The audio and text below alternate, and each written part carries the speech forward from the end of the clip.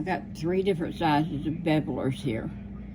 And what you do, when you got big spaces, you can use this one. It goes right there. I don't care too much for using the big ones. Oh, I don't feel like it makes as pretty of a line. I like this. I like this one. Gotta know which way to put that thing down. See, this one is easy. This goes to the person. See, this one it's barely got a little lip on it. Let me look over here again. I just might need to get my plain ones out. I wanted to do, let me do it that way.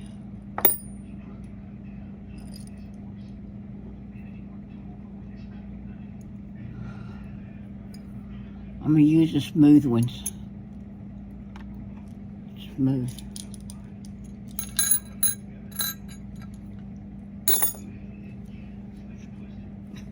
Sometimes you put a little bit of polish on them, like that's got on it right there to show you which is the down spot. I did that when I first started doing this. See, there's polish on that one. This one don't have no polish on it. Yeah, it does too, right there. Now, I just get started wherever I want to start. You can't really see, can you?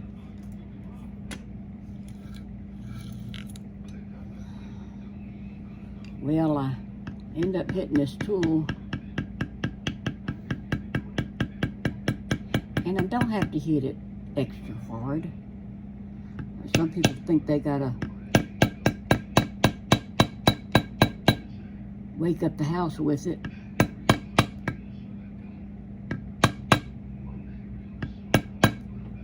What I'm doing is I'm bending, or I'm pushing in the leather on the side to make it look like it's standing out on the leather.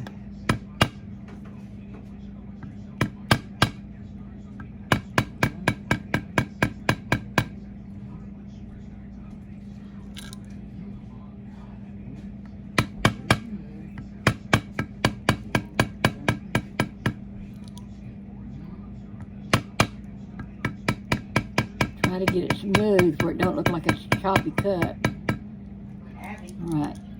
Can you see there how that's different color and everything? Just a deep indentation there. I'm going to indentation it all the way around it. If I can hit my tool.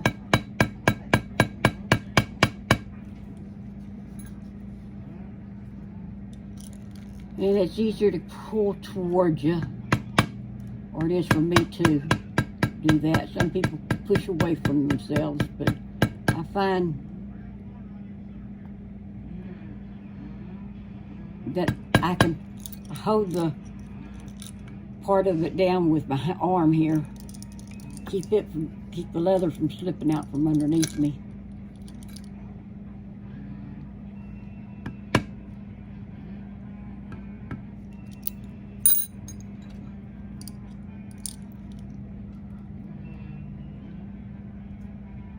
See, I almost turned it sideways.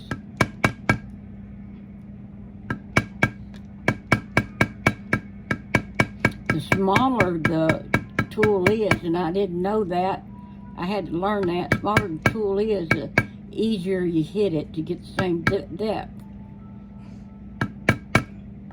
I'm using a larger tool right this second than I was a minute ago, but you see, since it's larger, the way I move, it actually made that a little bit smoother than this. And I'll just go back over it later though with a spoon. There's a spoon right there. And I'll just go over it with that and just smooth that sucker out. Just like, see if I can do this Just sort of ease it in there. I could do this whole thing with just a spoon if I wanted to. But you see how that helps?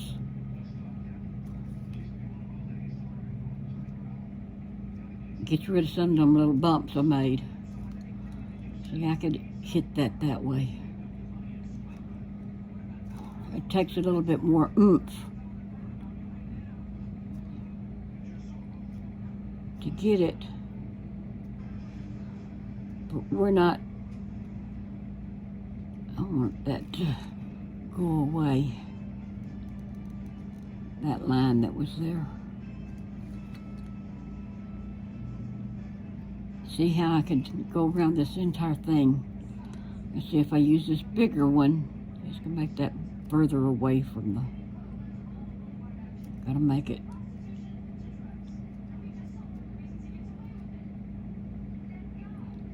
a little deeper. It starts forming and making a nice looking piece of leather work. Pretty little cross right there.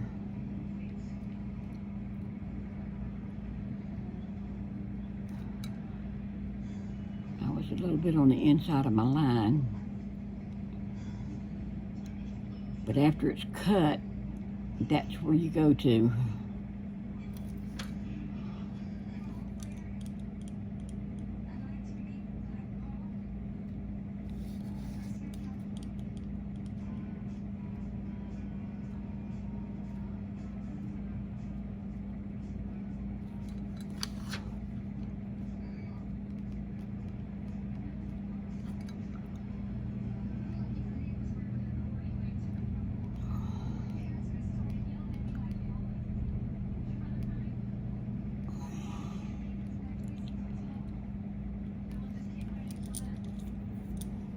How about that? There he is getting started. If I want to, I can make this look a little bit depressed by doing it also on this side of the line. But I don't want it to be, where the other end go? I don't want it to be out as far. I just want it to be accented so you can see it. Now this is, you know, where you can see the side of the wood because of the sun, and because of the position you're looking at it. You don't want to move, do you?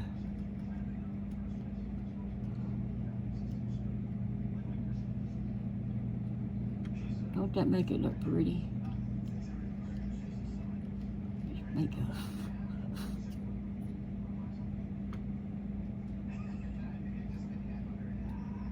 makes it look sort of pretty doing that. I can correct a little spot here and there.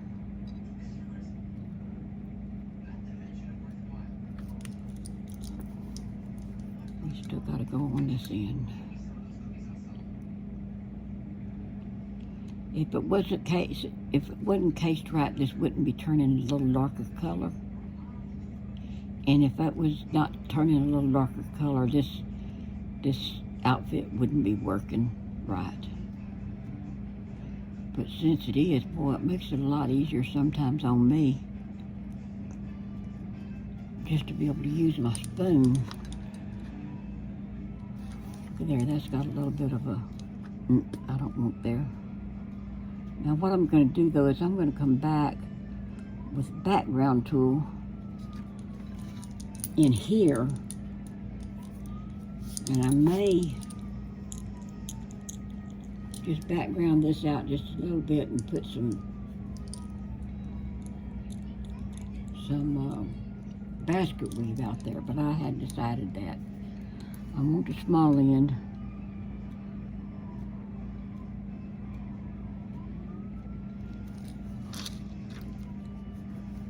Actually, this whole area will go in with the grounders. And there's all kinds of grounders out there. I still try tend to use the 110 he started out with, which is a 104A.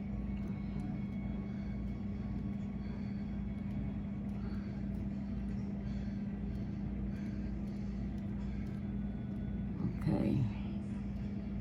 Give him a little bit of a...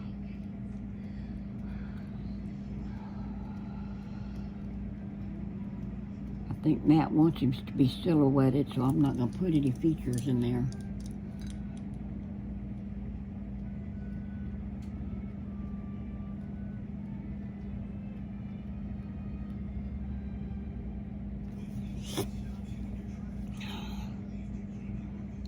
I'm going to try to get into these small places.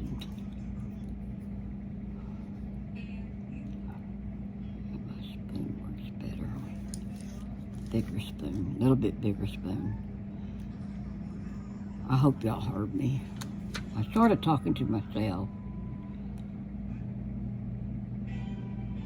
I like to tell me what to do.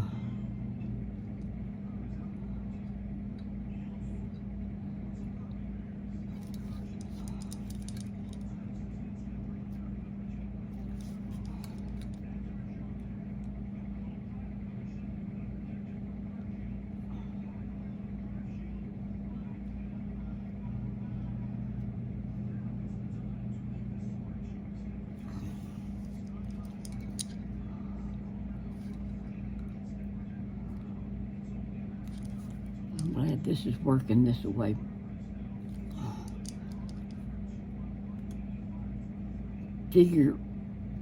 For figures, these tools, I've got some real small ones that work for the figures better than the ones that I was trying to use a minute ago. I sure did like that swivel knife. I might not be afraid of it anymore. Y'all just might have made it worse, and I'm not afraid of it anymore.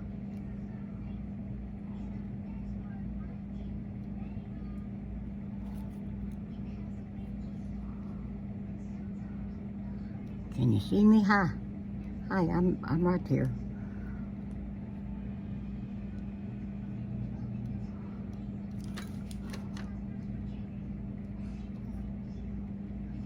When I'm just working with a spoon, I do it with my right hand, and I can move my left hand out of the way. I can see it a little bit. When I'm working with the bevelers, I tend to hide my hand.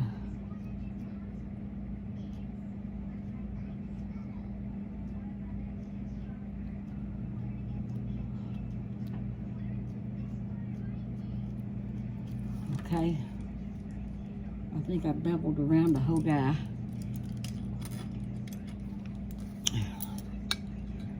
How's that for? Let it get.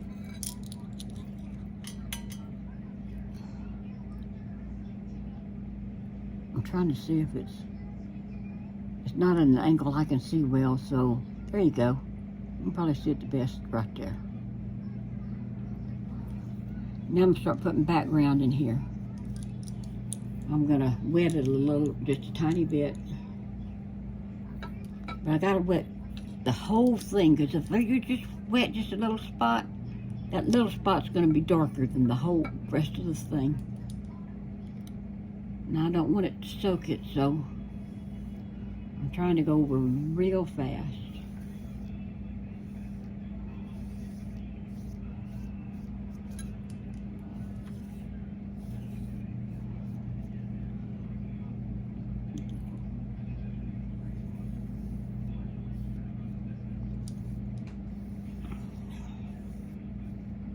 Okay.